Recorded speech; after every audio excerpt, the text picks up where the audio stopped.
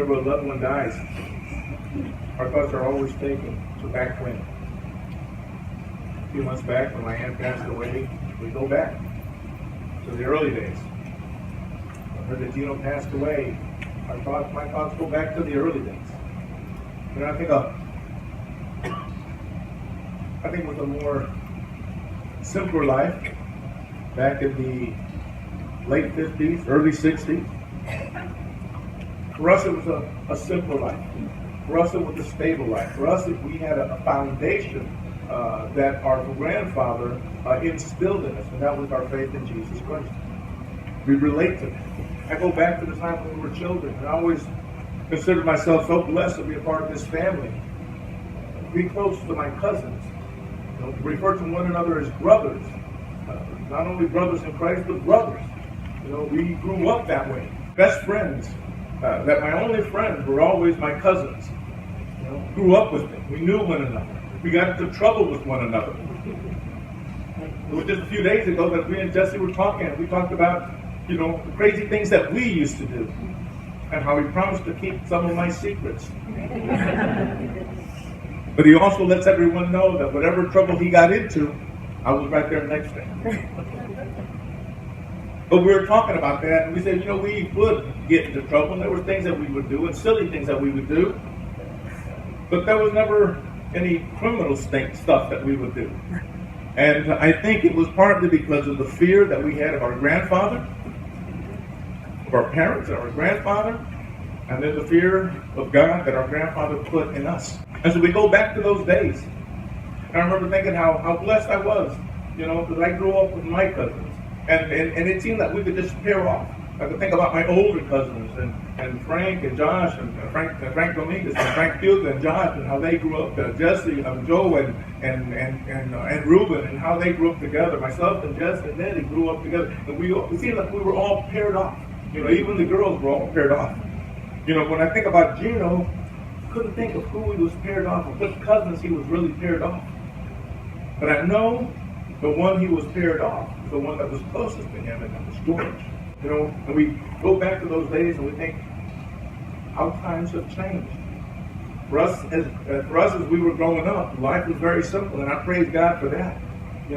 But you can imagine what it is to raise children in this day and time. Imagine the pressures that they're under with all this social media, with all this Twitter and Facebook and all that. And there's a pressure. I think about how blessed we were, and how difficult it is today, but it isn't hopeless. And how important it is for us as cousins and as brothers to hold on to those days of yesteryear, to hold on to the faith that carried us through, to hold on to the faith that carried our parents through the things they had to go through with us. And there's hope. And we come together, and it seems that hope is lost when it doesn't go according to our plan.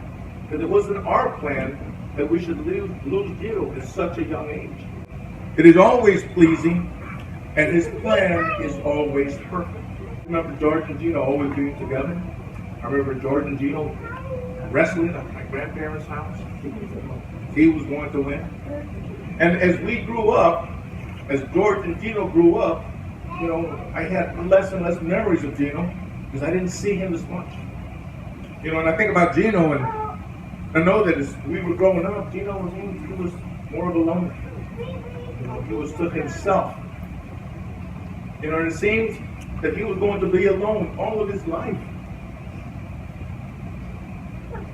But you don't have to look at too many of these pictures, and you can see how fulfilled his life was. If there's one memory of Geno that carries me through, one of my aunts, Aunt Gloria, the first thing that I always thought about my Aunt Gloria was laughter. How she just would make everyone laugh. It was always the first thing. When I think about Geno, there's only one picture that comes to mind, and it's this picture on this program. Geno always had a smile. He was always smiling.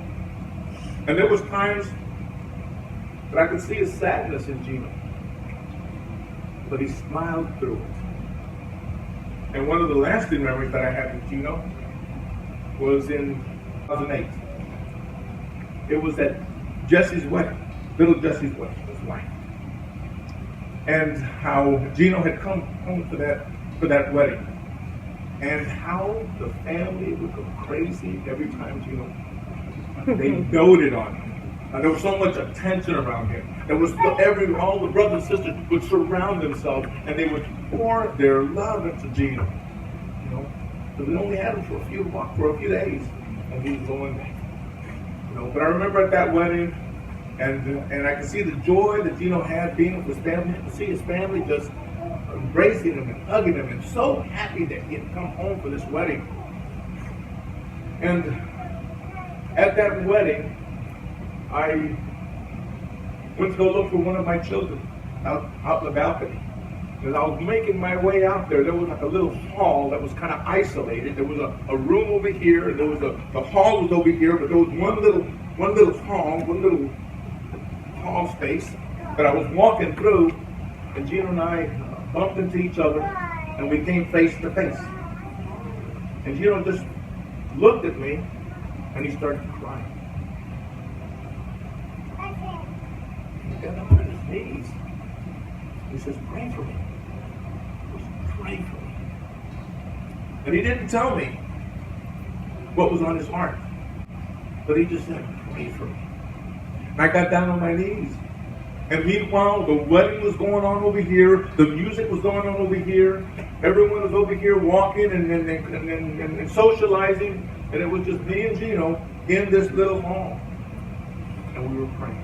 And I know that our God is a faithful God. I know that our God, that when you break down and you fall down on your knees and you pray to Him, He will hear you. He will hear you. And our God is not a God that ignores, and our God is not a God that forgets. Our God is a God that pours down His love upon us. Our God is a God who takes action. Our God is a God who comforts us in our time with Him. And there was a few other times that Geno came back into town, and he would come to church. And each time that he came, that he would come and ask for prayer. And continue to pray.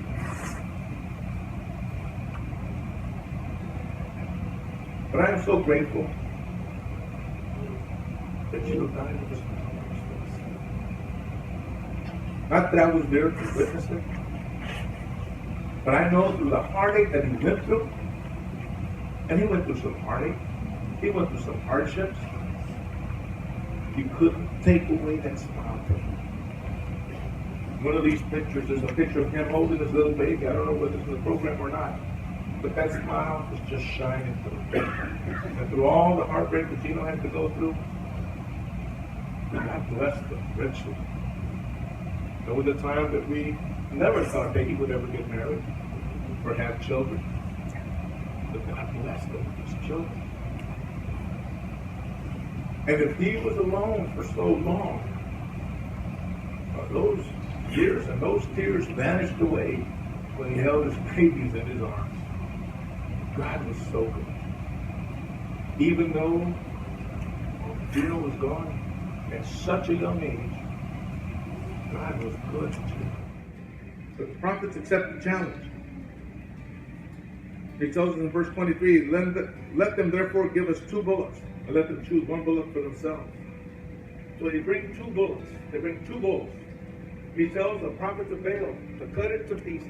And they put it up on the altar. And they began to pray. And they tell us, the Bible tells us that they prayed from morning until noon. And they prayed fervently. They prayed with all that they had. And at noontime, there was no answer. And Elijah then begins to taunt them and tell them, well, maybe he didn't hear you. Or maybe he's busy. Maybe he's traveling. Maybe he's meditating. Maybe he's asleep. So pray louder. And it tells us that from noon until the evening, they prayed with even more fire. Even more fervently they prayed. As they began to leap, they began to jump, as they began to cut themselves. As if the blood of the bulls of gold is not enough to elicit action from their God, maybe our own blood will move our God to act on our behalf. And at the end of the day, it says that there was no answer. And there was no answer because there was no God. But I got to thinking about these prophets. And I thought about how faithful they were. And I can tell you, they were a lot more faithful than I am. They prayed from morning to the evening. I don't think I've been able to do that once. I don't think I would even attempt to do this. I know my mind would wander. I would get tired. But the prophets of Baal prayed from morning to evening to nothing. They called out to nobody. Elijah, a man of prayer, in a prayer and a half, showed himself to his people so they would come back to him.